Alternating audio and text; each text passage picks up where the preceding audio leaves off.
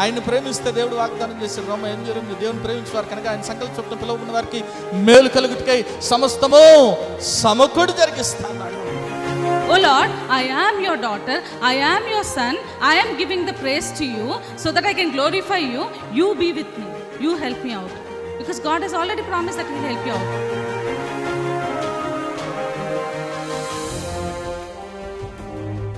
ఎన్నో మార్లు ఆయన తప్పులు చేస్తూ పాపము చేస్తూ నీకు విరోధంగా నడుస్తున్న మా కొరకు నాయన, అవిధేయులైన మా కొరకు ప్రభా నాయన తండ్రి, నీవు ఆ సెలవులో వెల చెల్లించావు కదా నాయన తండ్రి. నీవు నాయన మరణాన్ని జయించడం ద్వారా, సజీవుడవటం ద్వారా నాయన ప్రభా తండ్రి యేసయ్యా, మరి నాయన మేము ఈరోజు సజీవులుగా ఉన్నాం కదా తండ్రి.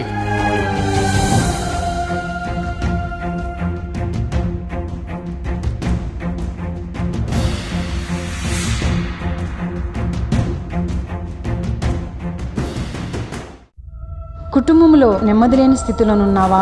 అప్పుల ఊబిలో కూరుకుపోయిన స్థితిలోనున్నావా? ఏ పని చేసినా విఫలమైపోతున్నావా? జీవితం లేని స్థితిలోనున్నావా? అనారోగ్యంతో అల్లాడిపోతున్నావా? తాగుడు, జూదం అనే రకరకాల సాతాను బంధకాల్లో కుటుంబ సభ్యులు ఉన్నారా? కుటుంబంలో రక్షణ లేని స్థితిలోనున్నారా? అయితే మీ సమస్యల నిమిత్తమై ప్రార్థన చేయటానికి మేము సిద్ధంగా ఉన్నాం. మీ ప్రార్థన అవసరత ఏదైనా సరే మాకు తెలియజేయగలరు. El Shaddai Prayer Tower, 306 3rd floor, Eden Square, above Spar Hypermarket, beside Apollo Hospital, Secunderabad. మా ఫోన్ నంబర్ 8885013886. దేవుడు మీ ప్రతి అవసరతను క్రీస్తు యేసు మహదైశ్వర్యంలో తీర్చునుగాక.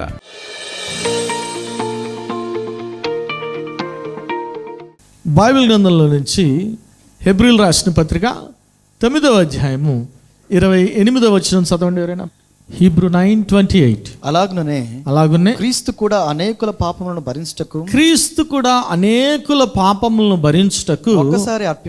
ఒక్కసారి అర్పింపబడి తన కొరకు కనిపెట్టుకొని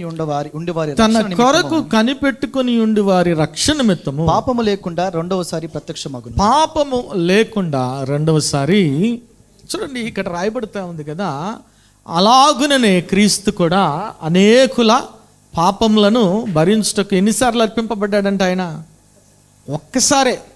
ఒక్కసారే ఆయన అర్పణగా ఆ శిలువలో మనందరి పాపాల నిమిత్తమై అర్పించబడినట్లు మనం చూస్తాం. ఏమైనా ఒకసారి గట్టిగా దేవుని స్తుతులు చెప్దాం. హల్లెలూయా, హల్లెలూయా. అర్పణ అంటే ఆఫరింగ్ అంటే మనందరం కూడా ఏమనుకుంటాం, కానుక. ఆయన కొంతమంది ఇక్కడ మాట్లాడడం చందా అంటుంటారు.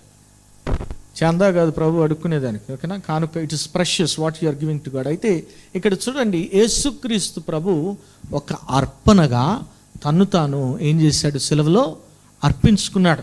ఈరోజు నేను మీతో చెప్పాను ప్రకటన ధ్యానం అప్పుడు, ఏంటి ఆఫరింగ్ అంటే, పాత నిబంధనలో మరి ముఖ్యంగా మరి లేవీకాండంలో చూస్తే అనేక మరి అర్పణలు ఉన్నాయి, కానీ ముఖ్యమైనవిగా మీరు చూస్తే 6 అర్పణలు కనబడుతున్నాయి. ఎన్ని అర్పణలు కనబడుతున్నాయి?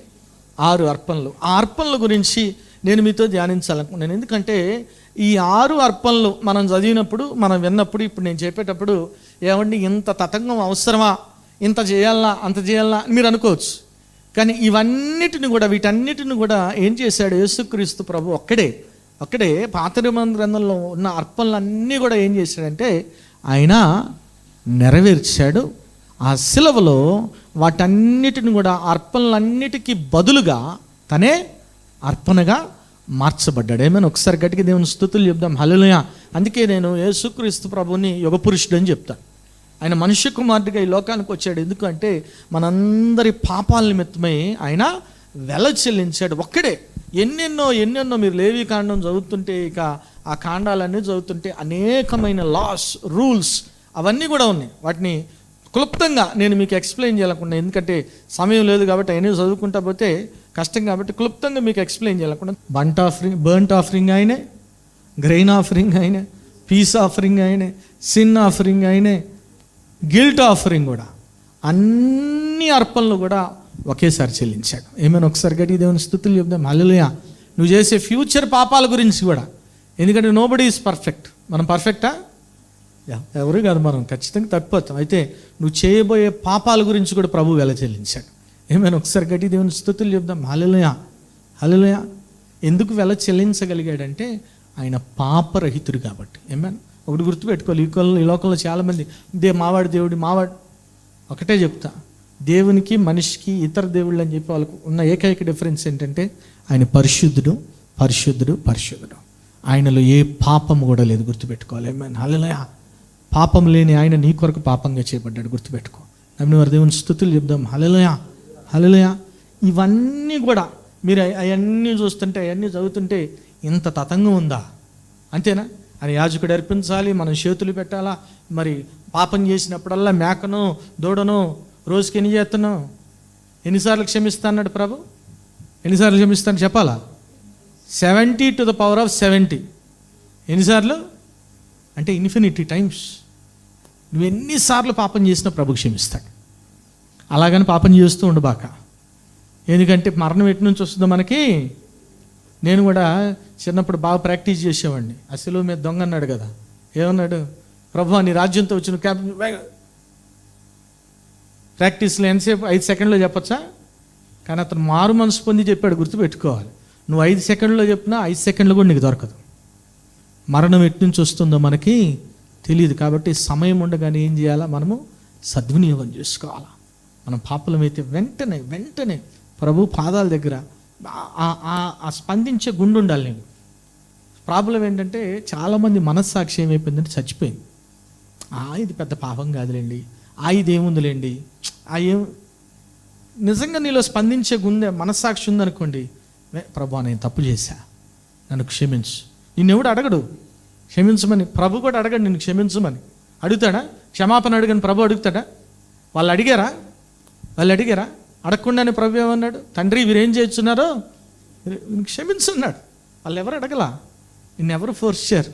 నీకు అనిపించాలి, అది నీ మనస్సాక్షికి అనిపించాలి నువ్వు తప్పు చేస్తున్నావు అనిపిస్తే వెంటనే then and there itself you'll ask for forgiveness. ఏమైనా ఒకసారి గడి దేవుని స్తుతులు చెబుదాం. హల్లెలూయా హల్లెలూయా. మీకు తెలియదు బ్రదర్, ఈయన గురించి మీకు తెలియదు, మా ఆమెను గురించి వాళ్ళ గురించి నాకు తెలియదు, వీళ్ళ గురించి నాకు తెలియదు, కానీ నాకు నా ప్రభు గురించి తెలుసు. ఏమైనా హల్లెలూయా. నీ కోళ్ళు ఎట్లుందో, మీ అత్తమ్మ ఎట్లుందో, నీ భార్య ఎట్లుందో, నేను ఎవరినైనా క్షమిస్తాను, నా భర్తని క్షమించలేను. ఇంకేముంది నీలో? క్రీస్తు మనసు, క్రీస్తు యేసు కలిగిన ఈ మనసు. మీరును ఉట్టిగా మనం ఏదో వాక్యం చెప్పుకోవటం కాదు. If you don't live by the word of God, there is no use of telling the word of God. వాక్యానుసారం నేను జీవించకపోతే వాక్యం గురించి తెలుసుకునే ఉపయోగం ఏముంది? ఉపయోగం ఏమనుందా? ఏమన్నా మీరు వీడియోలో చూస్తుంటారు, ఈ కర్రీ ఎలా చేయాలి, చికెన్ చెట్టినాడు అంటే ఎట్ట చేయాలని చూస్తారు. ఎందుకు చూస్తావు? ఐదర్ చేసుకోవటానికైనా లేదంటే ఆర్డర్ పెట్టుకోవటానికైనా, ఏదో ఒకటి కదా, టేస్ట్ చేయాలని ఆశ వస్తుంది, అంతేనా? ప్రభు గురించి ఎందుకు తెలుసుకుంటున్నావు? టేస్ట్ చేయాలి కదా. అందుకే అన్నాడు ప్రభు, రుచి చూచి యెహోవా ఉత్తముడని రుచి చూడాలి ప్రభు ప్రేమను, రుచి చూడాలి ప్రభు యొక్క క్షమాగుణాన్ని. ఆయన ఎంతలా ప్రేమిస్తున్నాడో గుర్తుపెట్టుకో. ఏమైనా హల్లెలూయా. అపరాధ పరిహార్థ బలిగా ప్రభు తన్ను తాను అర్పించుకున్నాడు. ఏమైనా ఒకసారి గట్టి దేవుని స్తుతులు చెప్దాం. హల్లెలూయా. ఎవరికి కూడా గుర్తుపెట్టుకోండి, ఎవరికి కూడా ఎంట్రన్స్ లేదు లోపలికి, అతి పరిశుద్ధ స్థలంలోనికి ఎవరికి కూడా ఎంట్రన్స్ లేదు. ప్రధాన యాజకుడు కూడా, పాత నిబంధన ప్రకారం ప్రధాన యాజకుడు కూడా సంవత్సరానికి ఒకసారి వెళ్ళాలి. అదే చెప్పబోతున్నా బలి. It's called day of atonement. పాప పరిహారం కోసం ఒకసారి వెళ్ళాలండి. చూడండి బైబిల్ గ్రంథంలో మీరు చూస్తే లేవికాండం 16వ అధ్యాయం 1-14 వచనం. అహరోను 2 కుమారులు యెహోవా సన్నిధికి సమీపించి చనిపోయిన తర్వాత యెహోవా ఎందుకు చనిపోయారు? అహరోను 2 కుమారులు ఎందుకు చనిపోయారు? అగ్నిని పట్టుకొచ్చారు. ఎందుకంటే వాళ్ళు ఏదైతే ఈ బలులు తెస్తున్నారో వాటిలో స్కామ్ చేస్తున్నారు వాళ్ళు, అందుకే వాళ్ళు మరణించారు. అప్పుడు ఏం చెప్పాడు చూడండి, చదవండి. యెహోవా మోషేతో మాట్లాడి ఇట్లా, నేను కరుణాపీఠం మీద మేఘములలో కనపడుదును గనక నీ సహోదరుడైన అహరోను చావకయుండినట్లు అతడు మందసం మీద కరుణాపీఠం ఎదుటనున్న. ఎక్కడంట? మందసం మీద. ఇందాక మనం చూసాం, అతి పరిశుద్ధ స్థలంలో ఉంది ఏంటి? కరుణాపీఠం. ఏమైనా హల్లెలూయా. కరుణాపీఠం ఎదుటిన్న అడ్డుతెర లోపలికి ఎల్లప్పుడూ రాకూడదని అతనితో చెప్పుము. అతడు పాప పరిహార్థ బలిగా ఒక కోడెదూడను, దహన బలిగా ఒక పొట్టేలును తీసుకొని వీటితో పరిశుద్ధ స్థలంలోనికి రావలను. అతడు ప్రతిష్ఠితమైన చొక్కాయి తొడుక్కొని తన మానమునకు సన్ననార లాగులు తొడుక్కొని సన్ననార దట్టి కట్టుకొని సన్ననార పాగా పెట్టుకుని వలెను. అవి ప్రతిష్ఠ వస్త్రములు గనుక అతడు నీళ్లతో దేహమును కడుక్కొని వాటిని వేసుకుని. ఎన్ని పద్ధతులు కనబడుతున్నాయి చూడండి. ప్రభు దగ్గరికి వెళ్ళటానికి ఇవన్నీ రూల్స్ ఇక్కడ పెట్టామనుకోండి, చెక్కింగ్ పెట్టి నాయన నువ్వు ఈ బట్టలు సన్ననార బట్టలు దేవట్లు వేసుకోవట్లేదు అయ్యో ఎవడు లోపల రాలేడు. ఏమైనా హల్లెలూయా. అంటే ఎందుకు చెప్తున్నానంటే వీటన్నిటిని ఏం చేశాడు ప్రభు? కొట్టివేయటంగా నెరవేర్చాడు. ఏమైనా హల్లెలూయా. ఈ రూల్స్ అన్నిటిని ఏం చేశాడంటే యేసే నెరవేర్చాడు నీ తరపున. ఏమైనా ఒకసారి గట్టిగా దేవుని స్తుతులు చెబుదాం హల్లెలూయా. మరియు అతడు ఇశ్రాయేలు సమాజం నద్దు నుండి పాప పరిహార్థ బలిగా 2 మేక పిల్లలను, దహన బలిగా 1 పొట్టేలును తీసుకుని రావలను. అహరోను తన కొరకు పాప పరిహార్థ బలిగా 1 కోడెను అర్పించి తన నిమిత్తము తన ఇంటి వారి నిమిత్తము ప్రాయశ్చిత్తము చేసి. ఎవరి కొరకంటే ఇది యాజకుడికి ఏం చేయాలా? 1 కోడెను బలిగా అర్పించాలి. ఆ 2 మేక పిల్లను తీసుకుని వచ్చి ప్రత్యక్ష గుడారం యొక్క ద్వారం వద్ద యెహోవా సన్నిధిని వాటిని ఉంచవలెను. అప్పుడు అహరోను యెహోవా పేరిట చూస్తేనా ఒకసారి ఆ ఫోటో 2 మేక పిల్లలను తీసుకొచ్చి ఏం చేస్తారంటే అక్కడ బలిగా అర్పించడానికి 2 మేక పిల్లలను తీసుకొచ్చి చీటీలు వేస్తారంట. ఏమేస్తారు? చీటీ. అదిగోండి అక్కడ కనబడుతుంది కదా, చీటీలు వేస్తారు. చీటీలో ఏదైతే బలిగా అర్పించబడాలో దాని పేరు వచ్చిందనుకో, దాన్ని ఏం చేస్తారంటే బలిగా అర్పించేస్తారు. 2 మేకపిల్లలు ఏం చేస్తారు? చెప్పాలి, ఏం చేస్తారు? 1 మేకపిల్లని తీసుకెళ్ళి ఏం చేస్తాడు? బలిగా అర్పిస్తాడు. ఆ అర్పించిన రక్తాన్ని ఏం చేస్తాడు? వెళ్ళి అప్పుడే అవకాశం దొరుకుతుంది సంవత్సరంలో ఒకసారి ఆ అతి పరిశుద్ధ స్థలంలోనికి వెళ్ళి ఏం చేస్తాడంటే అర్పించిన రక్తాన్ని దాని మీద ప్రోక్షిస్తాడు. It's called day of atonement, Yom Kippur అని పిలుస్తారు యూదుల వాళ్ళు. దాన్ని ఏం చేస్తారంటే ఆ మందసం చూసారా, ఆ మందసం చుట్టూ రక్తము అర్పిస్తాడు. ఎందుకంటే అది ఒక సువాసనగా ప్రభు ఏం చేస్తాడు? వారిని దాన్ని ఆంగ్రహించి వారిని క్షమిస్తాడు. అయితే 2వ గొర్రెపిల్లని ఏం చేస్తారు? అరణ్యంలో వదిలేస్తారా? చూడండి ఒకసారి 21 వచ్చిందో ఏమని రాయబడింది అక్కడ? సజీవమైన ఆ మేక తల మీద తన 2 చేతులుంచి ఇశ్రాయేలు పాపములన్నీ అనగా వారి దోషములన్నీ వారి అతిక్రమములన్నీ దాని మీద ఒప్పుకొని ఆ మేక తల మీద వాటిని మోపి తగిన మనుషుని చేత అరణ్యంలోనికి దాన్ని పంపవలెను. ఏంటి దీని అర్థం ఏంటి? ఏం చేశాడు? దాని మీద ఏం చేశాడు? ఇశ్రాయేల్ పాపం అంతా కూడా ఆ మేక మీద పెట్టి దాన్ని అరణ్యంలోనికి విడిచిపెట్టాడు. ఏంటి దీని అర్థం ఏంటి? వినండి. 2 మేకలు తీసుకొచ్చాడు, చిట్టీలు వేశారు. చిట్టీలు వస్తే 1 మేకను ఏం చేశారు? 2వ మేకను ఏం చేస్తున్నాడు? దాని మీద చేతులుంచి అరణ్యంలోనికి వదిలేస్తున్నాడు. దాని అర్థం ఏంటి?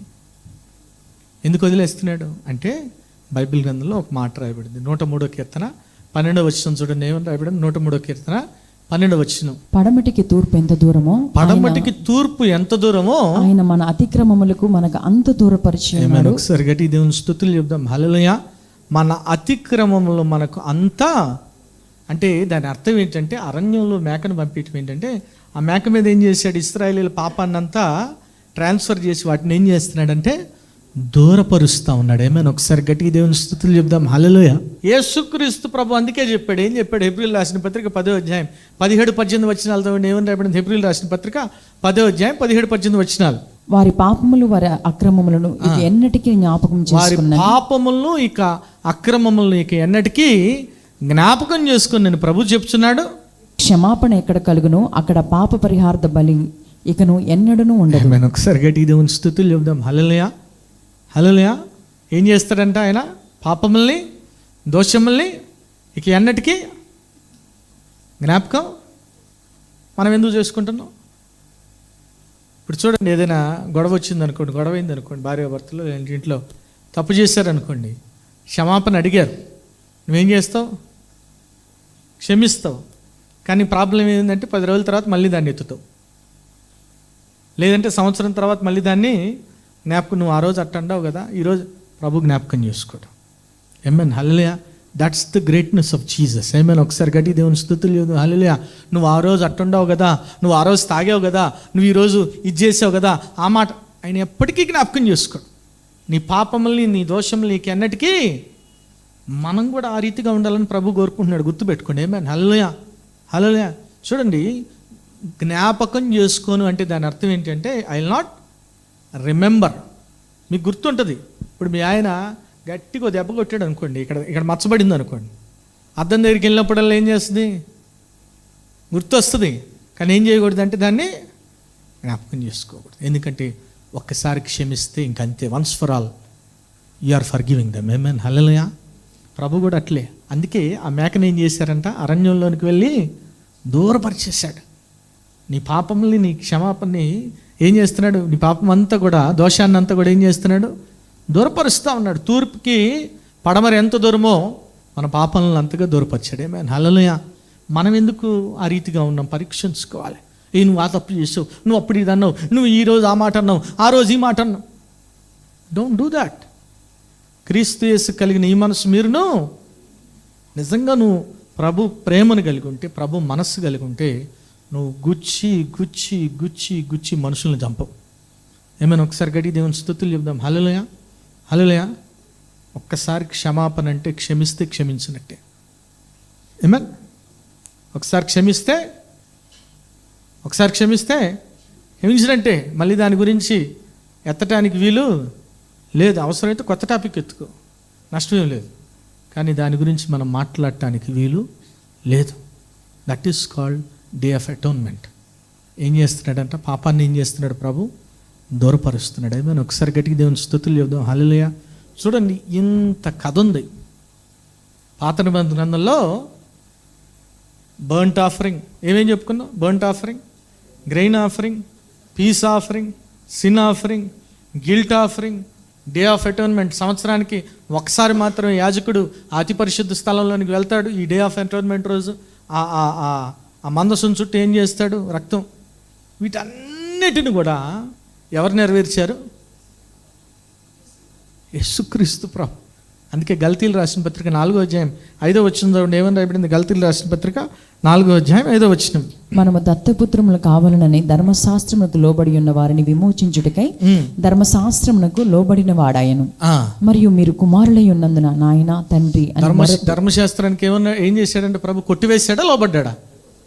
ఏమన్నా, ఎందుకంటే మీరు ధర్మశాస్త్రాన్ని నెరవేర్చట్లేదు కాబట్టి. ఏమైనా ఒకసారి గట్టి దేవుని స్తుతులు చెప్దాం. హల్లెలూయా. చూడండి, మీరు చూసినట్లయితే పాత నిబంధనలో ధర్మశాస్త్రం ఎవరి ద్వారా వచ్చింది, అంతేనా? అందుకే దాన్ని ఏమంటారు, మొజాయిక్ లా అంటారు. ఎవరి ద్వారా వచ్చింది, మోషే ద్వారా వచ్చింది. మోషే వాగ్దాత దేశంలో తీసుకెళ్ళగలిగాడా? వాగ్దాత దేశం సరిహద్దుల వరకు తీసుకెళ్ళాడు. కానీ వాగ్దాత దేశంలోనికి ఎవరు తీసుకెళ్లారు, యెహోషువ. ఆ మాటకి ఇంకో అర్థం కూడా ఉంది, ఏంటంటే యేషువ. యేషువ అంటే ఎవరు, యేసుక్రీస్తు ప్రభు. యేసుక్రీస్తు ప్రభు ఎక్కడికి తీసుకెళ్ళాడు, వాగ్దాత. సో లా ఎక్కడ దాకా తీసుకెళ్తుందంటే వాగ్దాత దేశం సరిహద్దుల వరకు తీసుకెళ్తుంది. కానీ వాగ్దాత దేశంలోనికి ఎవరు అడుగు పెట్టించగలరంటే యేసుక్రీస్తు ప్రభు మాత్రమే. మేము ఒకసారి గట్టిగా దేవుని స్తుతులు చెబుదాం. హల్లెలూయా. నేను ఇవన్నీ ఫాలో అవుతానండి, నాకు పాత చింతకాయ పచ్చడే నాకు ఇష్టము, నువ్వు ఇవన్నీ ఫాలో అయినా నువ్వు వెళ్ళలేవు నిత్య రాజ్యంలోకి. ఏమైనా హల్లెలూయా. You can enter the border of the promised land, but you can never enter the promised land.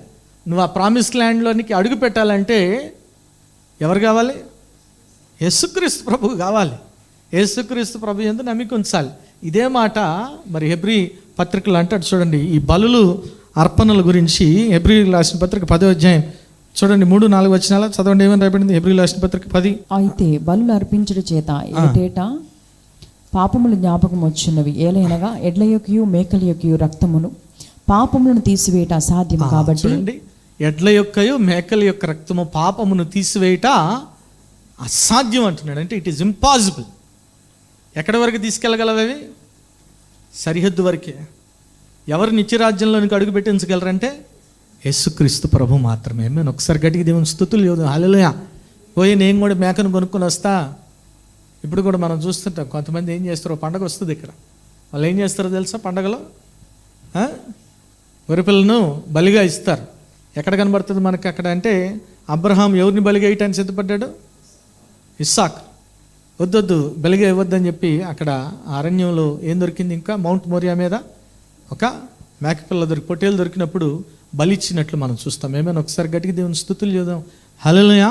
కాబట్టి ఏ మేక, ఏ దూడ, ఏ పక్షి నీ పాపాన్ని పోగొట్టలేవు. ఏమైనా ఒకసారి గట్టిగా దేవుని స్తుతులు చేద్దాం. హల్లెలూయా. ఇది అసాధ్యం. ఇది మరి ఎవరు పోగొట్టగలరు, ఎవరు? ఇంకా చదవండి, అక్కడ కింద ఏం రాయబడింది చదవండి ఒకసారి. ఈ లోకమందు ప్రవేశించినప్పుడు ఇలాగ చెప్పుచున్నాడు, బలియు అర్పణయు నీవు కోరలేదు కానీ నాకు ఒక శరీరమును అమర్చితివి, పూర్ణ హోమములను పాప పరిహార్థ బలులను నీకు ఇష్టమైనవి కావు. అప్పుడు నేను గ్రంథపు చుట్టలో నన్ను గూర్చి వ్రాయబడిన ప్రకారము దేవా నీ చిత్తం నెరవేర్చుటకు ఇదిగో నేను వచ్చి ఉన్నానంటిని. బలులు అర్పణలు పూర్ణ హోమములు పాప పరిహార్థ బలులు నువ్వు కోరలేదనియు అవి నీకు ఇష్టమైనవి కావనియు పైన చెప్పిన తర్వాత ఆయన నీ చిత్తం నెరవేర్చుటకు ఇదిగో నేను వచ్చి ఉన్నానని చెప్పుచున్నాడు. ఇవన్నీ ధర్మశాస్త్రం చొప్పున అర్పింపబడుచున్నవి. ఆ రెండవ దాన్ని స్థిరపరచుటకు మొదటి దాన్ని కొట్టివేయుచున్నాడు. యేసుక్రీస్తు యొక్క శరీరము ఒక్కసారి అర్పింపబడుట చేత ఆ చిత్తమును బట్టి మనం పరిశుద్ధపరచబడుతున్నాము. ఒకసారి గట్టి దేవునికి స్తుతులు చెబుదాం. హల్లెలూయా. ఎవరి ద్వారా పరిశుద్ధపరచబడుతున్నామంట? మేక రక్తమా, కోడి రక్తమా? చెప్పాలా? మనం ఏం చేస్తాం? మేకను కోస్తే మళ్ళీ దాన్ని మనమే వండుకొని తింటాం, అంతేనా? కోడిని కోసినా అది కంట్రీ చికెన్, నాటుకోడి అయితే లపక్ లపక్కనే వేస్తాం. ఇవేవి కూడా నీ పాపాన్ని పోగొట్టలేవు, గుర్తుపెట్టుకోవాలి. ఏమైనా హల్లెలూయా. నీ పాపాన్ని పోగొట్టగలిగింది ఎవరు అంటే కేవలము యేసుక్రీస్తు ప్రభు మాత్రమే. నిన్ను పరిశుద్ధపరచగలిగింది ఎవరు అంటే యేసుక్రీస్తు ప్రభు మాత్రమే. చూడండి, ఇవన్నీ నెరవేర్చాడు. మనం చూసిన పాత నిబంధన గ్రంథంలో చూసిన ఆఫరింగ్స్ అన్నీ ఎవరు నెరవేర్చారు? యేసయ్య ఆ శిలువ అర్పణ నెరవేర్చారు. అంత మాత్రమే కాదు. మనం తెలుసుకోవాల్సిన ముఖ్య విషయం ఏంటంటే, ఏమేం చెప్పాను, ఏమేమి ఉన్నాయి మందిరంలో? ఆవరణం, పరిశుద్ధ స్థలం, అతి పరిశుద్ధ స్థలం. అతి పరిశుద్ధ స్థలంలో ఎంట్రీ ఉందా? ఎవరికైనా ఉందా? ఎవరికి ఉంది? ప్రధాన యాజకుడు. ఎన్నిసార్లు సంవత్సరానికి? ఒకసారే. కానీ యేసుక్రీస్తు ప్రభు సెలవులో మరణించడం ద్వారా ఏం చేశాడు తెలుసా? చూడండి ఒకసారి మత్తయి సువార్త 27వ అధ్యాయం 50-51 వచనాలతో ఏమని రాయబడింది? మత్తయి సువార్త 27:50-51. యేసు మరలా బిగ్గరగా కేకవేసి ప్రాణం విడిచెను. అప్పుడు దేవాలయపు తెర పైనుండి క్రింద వరకు రెండుగా చినిగింది. ఏం జరిగిందంటే దేవాలయపు తెర పైనుండి కిందకు రెండుగా, అంటే ఆ తెర ఏదైతే ఉందో అతి పరిశుద్ధ స్థలాన్ని ఏమైపోయింది? అది తీసేశాడు, చించేశాడు. ఎందుకంటే మనందరికి ప్రవేశం ఇచ్చాడు. ఏమైంది? హల్లెలూయా. మనందరికి కూడా ప్రవేశం దక్కింది యేసుక్రీస్తు ప్రభు శిలువ మరణం తర్వాత. ఏమైంది? హల్లెలూయా. అది యూదులైనా అన్యులైనా ఎవరైతే ప్రభు రక్తంలో విశ్వాసం ఉంచుతారో వారందరికి కూడా ఎక్కడ అవకాశం దొరికిందంటే అతి పరిశుద్ధ స్థలం. అతి పరిశుద్ధ స్థలంలో నువ్వు వెళ్ళటం కాదు, నీ హృదయంలోనికి ప్రభు వచ్చాడు. ఏమైంది? హల్లెలూయా. అందుకే ఏమన్నాడు? నీ హృదయమే దేవుని. సో నీ దేవుని ఆలయమైన నీ హృదయంలోనికి పాపం వస్తే ప్రభు ఉంటాడా? ఆయన దేన్ని అసహించుకుంటాడు? వెంటనే ఏమైపోతాడు? ఎవిక్షన్, బాయ్ అంటాడు. మళ్ళీ ఏం చేయాలి? నువ్వు నీ పాపాన్ని ఒప్పుకొని మళ్ళీ ఆయన్ని ఆ రక్తం దగ్గరికి వచ్చినప్పుడు ఇంకా పాపంలో ఉన్నట్లయితే, ప్రభువా నేను పాపిని నాయనా, నువ్వు అతి పరిశుద్ధ స్థలానికి ఎంట్రీ ఇచ్చాడు. గుర్తుపెట్టుకోండి, ప్రధాన యాజకుడికి సంవత్సరానికి ఒకసారి మనందరికి ప్రతిరోజు వెళ్ళే అవకాశం ఇచ్చాడు. వెళ్ళే అవకాశం కాదు, ఆయన మనలో ఉండే అవకాశం ఇచ్చాడు. ఏమైనా? హల్లెలూయా. ఎందుకు చెప్పాను ఇవన్నీ? పాత్రం అయ్యగారు ఇవన్నీ ఎందుకు చెబుతున్నానంటే, ఇంత కష్టం పాప పరిహారం. గుర్తుపెట్టుకోవాలి, పాత నిబంధనలో ఈ తతంగం అంతా చేయాలి. ఇవేమీ చేయకుండా ప్రభు ఏం చేశాడు? సులువుపరిచాడు. ఆ సెలవులో మరణించడం ద్వారా నీ పాపానికి విమోచన ఇచ్చాడు. ఏమైనా? ఒకసారి గట్టిగా దేవుని స్తుతులు లేదా? హల్లెలూయా. నువ్వు ఎంత కృతజ్ఞతుడిగా ఉండాలి దేవునికి. నువ్వు ఎంతగా రహితమైన జీవితం జీవించాలి, ఎంతగా పరిశుద్ధమైన జీవితం జీవించాలి, ఒకసారి ఆలోచన చేసుకో. అందుకే అన్నాడు ప్రభు, నేను పరిశుద్ధుడైన ప్రకారం మీరును పరిశుద్ధులై ఉండాలి. ఒక్కసారి నువ్వు ప్రభు యొక్క శిలువ త్యాగాన్ని అర్థం చేసుకుంటే, శిలువ త్యాగాన్ని నీ హృదయంలో ముద్రించుకుంటే నువ్వు పాపం చేయవు. ఒకవేళ పాపం చేసినా వెంటనే పశ్చాత్తాపడతావు. వెంటనే ఎవరు చెప్పనవసరంలా, నీకు ఎవరు కూడా చెప్పనవసరంలా, వెంటనే కదా. బైబిల్ గ్రంథంలో రాయబడింది, నువ్వు బలి అర్పించేటప్పుడు ఏంటంటే నీ సహోదరుడికి వ్యతిరేకంగా నువ్వు పాపం చేస్తే ఏం చేయాలంటే వెళ్ళి ముందు క్షమాపణ. ఎందుకంటే నీ క్షమాపణ ప్రభు అంగీకరించడు. మనం పరలోక ప్రార్థన చేస్తాం. ఏమి ప్రార్థన చేస్తాం? మా రుణస్తులను క్షమించు ప్రకారం మా రుణములను. నువ్వు ఇతరులను క్షమించకుండా ప్రభు నేను క్షమించడు. గుర్తుపెట్టుకో. నువ్వెంత నా అంత నీతిమంతుడు లేడు, నా అంత గొప్పోడు లేడు, నేను నంబర్ 1 ప్రభుకి ఎన్ని చెప్పుకున్నా, నువ్వు ఇతరులను క్షమించకపోతే ప్రభు నిన్ను క్షమించడు. ప్రభు నిన్ను క్షమించకపోతే ప్రభు నీ హృదయంలో ఉండడు. ఏముంటుంది నీ హృదయంలో అంటే? పాపమే ఉంటుంది. కాబట్టి బల్లని మనం చాలా సులువుగా తీసుకోవటానికి వీలు లేదు. ఏమైనా హల్లెలూయా ఏం చేయడానికి అర్పణగా అర్పించబడి ఏమైంది? నా శరీరం తిని నా రక్తము త్రాగువాడే. You're literally drinking the blood of Christ. ఆ రక్తం చెందించడానికి ఎంత త్యాగం ఉందో అర్థం చేసుకో. ఆమేన్. హల్లెలూయా. ఆయన నీకోసం పరిమళ వాసనగా అక్కడ మలసబడ్డాడు. ప్రాణం చిందించి, దహన బలిని అర్పించి, సమాధాన బలిని అర్పించి, పాప పరిహార్థ బలిని అర్పించాడు, అపరాధ పరిహార్థ బలిని అర్పించాడు. నీకోసం సంవత్సరానికి ఒకసారే వెళ్ళగలిగిన ఆ ప్రధాన యాజకుడు మనం అందరం కూడా వెళ్ళగలుగుతున్నాం అక్కడికి. ఎందుకంటే it is only because of Christ death on the cross of Calvary. యేసుక్రీస్తు ప్రభు యొక్క శిలువ త్యాగం ద్వారా మనం అక్కడ ప్రవేశం పొందుకున్నాం. నాయన స్తోత్రం ప్రభా, పరిశుద్ధ ప్రేంగల తండ్రి, దయగల దేవ, నీకే వందనాలు నాయన ప్రభా. తండ్రి యేసు రాజా నాయన ప్రభా, ఇక్కుడికి ఆద్యంతం ఆది నుంచి అంతం వరకు అధ్యక్షత వహించి నడిపించిన విధానానికి నీకే వందనాలు నాయన ప్రభా. పాటల ద్వారా నేను మహింపరిచా, స్తుతి ఆరాధన ద్వారా, వాక్యం ద్వారా నాయన ప్రభా మీరు మాట్లాడారు బిడ్డలతో నాయన. అందును బట్టి నీకే వందనాలు ప్రభా. తండ్రి యేసయ్య ఆయన అంత మాత్రమే కాదు, బిడ్డలు నాయన ప్రభా నీ పొలంలో వెత్తి ఉండగా నాయన 30 60 100 ఆశీర్వాదాలు కుమ్మరించండి. బిడ్డల ప్రతి అవసరత క్రీస్తు మహదేశ్వరంలో తీర్చబడును గాక నాయన ప్రభా. మీరు ఎటు కృప దయచేయమని నాయన ప్రభా ప్రతి ఒక్క బిడ్డను కూడా దీవించి ఆశీర్వదించమని, ప్రతి ఒక్క కుటుంబంలో నిత్య సంతోషము, సమాధానం, సర్వసమృద్ధి దయచేయమని నజరేయుడైన యేసు నామములో ప్రార్థించి వేడుకుంటున్నాము తండ్రి. ఆమెన్. ప్రభువైన యేసుక్రీస్తు ఘనమైన నామంలో మీ అందరికీ శుభములు. ఈ వారం బైబిల్ క్విజ్ ఎహెస్కేల్ గ్రంథం నుండి మొదటి ప్రశ్న, ప్రతిష్ఠిత స్థలము ఎవరిదగును? ప్రశ్న మరొకసారి, ప్రతిష్ఠిత స్థలము ఎవరిదగును? రెండవ ప్రశ్న, లేవీలకు ఏర్పాటు చేసిన స్థలము ఎంత పెద్దది? ప్రశ్న మరొకసారి, లేవీలకు ఏర్పాటు చేసిన స్థలము ఎంత పెద్దది? మూడవ ప్రశ్న, దాని కైవారము బ్లాంక్ కొల్లకర్రల పరిమాణము. ప్రశ్న మరొకసారి, దాని కైవారము బ్లాంక్ కొల్లకర్రల పరిమాణము. ఈ ప్రశ్నలకు గల సమాధానాలు స్క్రీన్పై కనిపిస్తున్న నెంబర్కు పంపగలరు. గత వారం బైబిల్ క్విజ్ ప్రశ్నలకు సమాధానాలు. మొదటి ప్రశ్నకు జవాబు ఆవరణం ఉన్నట్లు కనబడెను, ఏజ్కేలు 46:21. రెండో ప్రశ్నకు జవాబు తూర్పుగా, ఏజ్కేలు 47:1. మూడో ప్రశ్నకు జవాబు స్వాస్థ్యము ఇవ్వవలెను, ఏజ్కేలు 47:23. ఈ వారం బైబిల్ క్విజ్ విజేత అరుణ గారు ఫ్రమ్ సక్కినేటిపల్లి. ఇప్పటి వరకు అనేక ప్రోగ్రామ్స్ జరిగినాయి, మీరు చూడొచ్చు, వాచ్ చేయొచ్చు. మరి చూడండి, బలపడండి, పరిశుద్ధాత్మను పొందుకోండి. ఆమేన్.